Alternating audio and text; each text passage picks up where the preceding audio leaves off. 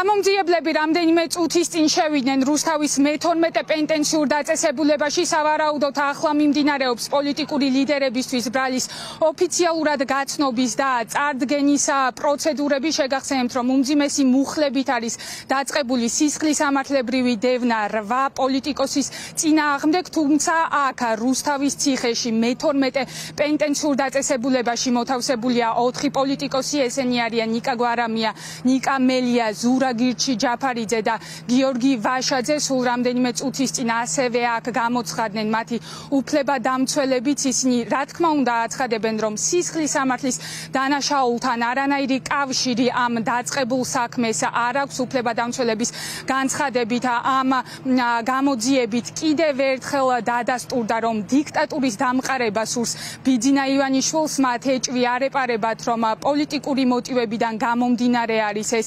გამოძიება აღძრული. ასევე აცხადებენ, რომ საქმის მასალებს უკვე გაეცნობიან მას შემდეგ, რაც ბრალს ოფიციალურად წარუდგენენ მათი დაცვის ქვეშ მყოფებს. ჩვენ ბუნებრივია კითხვები დავუსვით გამომძიებლებს, პროკურატურის წარმომადგენლებს ამ ბრალთან დაკავშირებით, თუმცა საუბარი მათ მედიასთან არ სურთ. დეტალებთან დაკავშირებით პროკურატურაში გააკეთა განცხადება გენერალურ პროკურორმა და სხვა ინფორმაციას ვერ მოგასწრა. ნიკა გვარამიას თვის ბრალის დაკავშირებით. ნიკა გვარამიას მიმართ უნდა წარვადგინოთ ბრალი, ამაზე გააკეთა გენერალურ პროკურატურაში საჯარო განცხადება და დეტალები საბოტაჟთან დაკავშირებით, ხო? და რა შევლინდება მისი დანაშაული, ნიკა გვარამიას დანაშაული რა შევლინდება პოლიტიკური განცხადებების გამო? სჯით პოლიტიკური ლიდერი ჩათვლის გენერალური პროკურატურა საკითხს გააკეთებს განცხადება. ბრალი თქვენ უნდა წარუდგინოთ ოფიციალურად და ამიტომ თქვენ გეკითხებით, იმიტომ რომ ითხოვდა ნიკა გვარამია კონკრეტული ქართული ოცნების მაღალჩინოსნების დასანქცირებას, ამიტომ წარუდგენთ ბრალ საბოტაჟს. განცხადება საზოგადოების ინტერესებიდან ანუ რა დანაშაულებრივი ქმედება აქვს ჩადენილი ნიკა გვარამიას?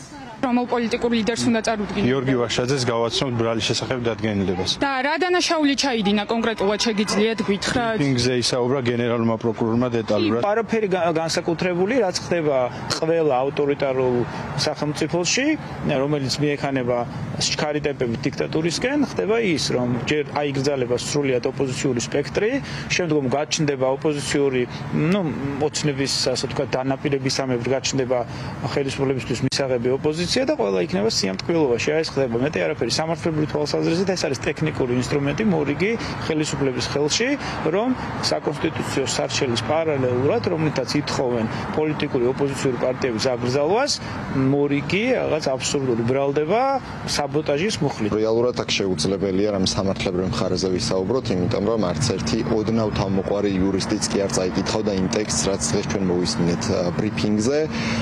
ცხადია, რომ აქ სამართალი არაფერშუაში არ არის.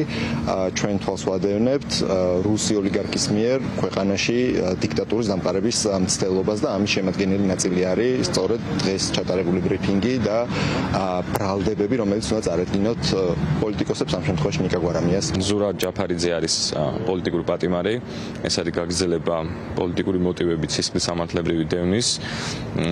შესაბამისად, იქამდე სანამ რა თქმა უნდა ჩვენ მასალებს არ გავეცნობით, დეტალურ ანალიზს ვერ შემოგთავაზებთ, თუმცა განცხადებიდან გამომდინარე და ბრალის ფორმულირებიდან გამომდინარე დამერწმუნებით, რომ ეს ამ ასე ვთქვათ განცხადებას სისხლისამართლთან არანაირი კავშირი არ აქვს. ამიტომ დეტალებზე უფრო მოგვიანებით შეგვიძლია საუბარი, ვინაიდან ჩვენ სავარაუდოდ მრავალტომიან საქმეს უნდა გავეცნოთ, ვინაიდან გამოძიება მიმდინარეობდა 1 წლის განმავლობაში. პარალელურ რეჟიმში ამ წუთებში ქალთა კოლონიაშიც არიან შესულები გამომძიებლები. ელენე ხოშტარიასთან შეგახსენებთ, რომ დროს ერთ-ერთი ლიდერი განთავსებულია სწორედ რუსთავის ქალთა კოლონიაში. ამ წუთებში ისინი ბრალს უყენებენ პოლიტიკურ ლიდერს, თუმცა პროტესტის ნიშნად ამ პროცედურებს არ ესწრება არც თავად ელენე ხოშტარია, არც მისი უფლებადამცველი ადვოკატი. ჩვენ რამდენიმე წუთის წინ ჩავწერეთ და შოთა თუთბერიძემ განაცხადა, რომ ამ ფარში მონაწილეობის მიღებას ისინი არ აპირებენ. სავარაუდოდ ახლა იმყოფებიან პროკურატურის თანამშრომლები, გამომძიებლები ცარიელ შეხვედრების ოთახში და ადგენენ ოქუს იმასთან დაკავშირებით, რომ გამოცხადენ ბრალის წარსადგენად და არესტება ამ პროცესს არც თავად პოლიტიკური პატიმარი ელენ ხოშტარია და არც მისი ადვოკატი, არც ერთი, რაც ბუნებრივია, არის იმ პოზიციის გაგრძელება, ლოგიკური და შემდეგი ნაბიჯი, რაც ელენს ჰქონდა და რისი მართებულობაც ჩემი აზრით დადასტურდა ცალსახად იმასთან დაკავშირებით, რომ იმ ფასში მონაწილეობის მიღებას, რასაც სამართლო ქვია დღეს საქართველოში და რასაც გვარცაჯულება ქვია, დიდი აზრი არ გააჩნია. ოდნავ ცინიკურად რომ გითხრათ, მადლობელი არის საქართველოს პოლიტიკური რეჟიმისა, ხელისუფლებისა, ეგრეთ წოდებულისა იმისთვის, რომ ელენეს შრომა დააფასეს და ამას აღიქვამს როგორც ერთგვარ აღიარებას იმ პროცესში, იმ წვლილისთვის, რაც მას შეტანილი აქვს ამ პოლიტიკურ ბრძოლაში.